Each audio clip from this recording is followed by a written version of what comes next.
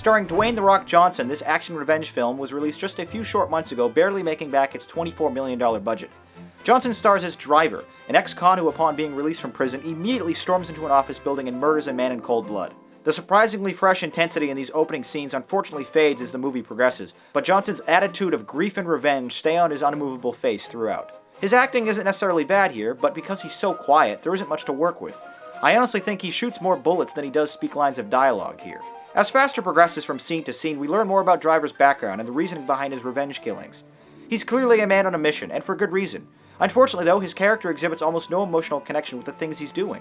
An early flashback sequence involving a bank heist car chase is a strong standout in the film, with some gritty editing that keeps everything exciting, even if the scene itself serves absolutely zero purpose to the rest of the film, save for illustrating that Driver is indeed capable of driving. Billy Bob Thornton shows up in this movie to play your stereotypical cop with a grudge and drug problem, but honestly he brings nothing to the screen, and his eventual outcome doesn't amount to much. In a film titled Faster, many scenes leisurely stroll past with very little action in them at all.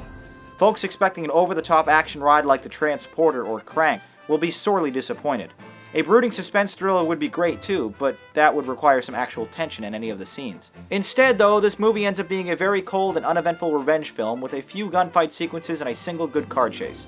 If you're a fan of 70s-style gritty action films and don't mind watching 98 minutes of The Rock slowly executing people, this film may be entertaining. For me though, Faster was intensely unemotional and broodingly lethargic. Now that you've heard my review, let's read some of yours.